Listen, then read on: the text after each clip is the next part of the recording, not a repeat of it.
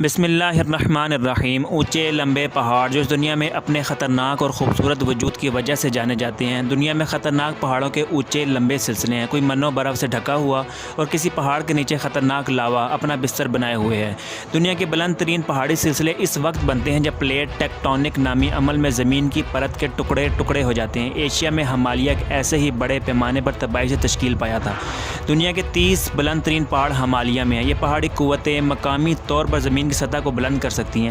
آج پاکستان کے خوبصورت پر اس سے زیادہ خطرناک، جان لیوا موت کے نام سے جانا جانے والا پہاڑ ملکہ پربت کے رازوں اور حقیقت کے بارے میں بات کرنے والے ہیں، مگر اس سے پہلے ہمارے چینل کو سبسکرائب کر کے بیل آئیکن پریس کرنا مت بھولیں۔ ملکہ پربت پاکستان کے صوبے خیبر پختونخوا میں وادی کاغان کی بلند ترین چوٹی ہے۔ یہ آسو جھیل کے قریب اور جھیل سیف الملوک سے تقریباً 6 کلومیٹر جنوب میں ہے۔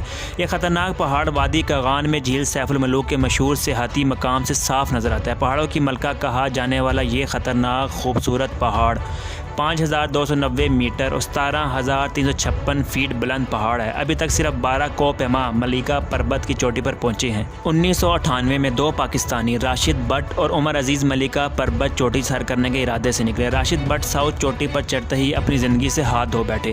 اگست 2012 میں احمد مجتبیٰ علی پاکستان کی سربراہی میں 4 ممبروں کی ایک مہم نے ملکہ پربت کو سر کرنے کی اطلاع دی۔ اس مہم کے دیگر ممبران احمد نوید، کمال حیدر اور ثاقب علی تھے۔ اس کے علاوہ 2 کوہ پیما 5180 میٹر تک پہنچے، جبکہ ملکہ پربت کی مکمل ہائٹ 5290 میٹر ہے۔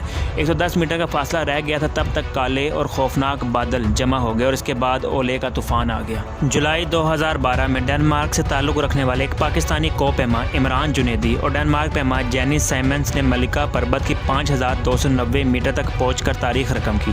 عمران جنیدی پہلا پاکستانی ہے جو شمالی چوٹی پر چڑھا۔ اس پہاڑ کو کھڑی ہونے اور دوسرے پہاڑوں کے ساتھ ساتھ مافوق الطبیعت خطرات کی وجہ سے مقامی آبادی میں چڑھنا نہیں سمجھا جاتا تھا۔ یہ پہاڑ خطرناک حد تک خطرناک ہونے کی وجہ سے تجربہ کار کوہ پیماؤں کے لیے کسی احترام سے کم نہیں۔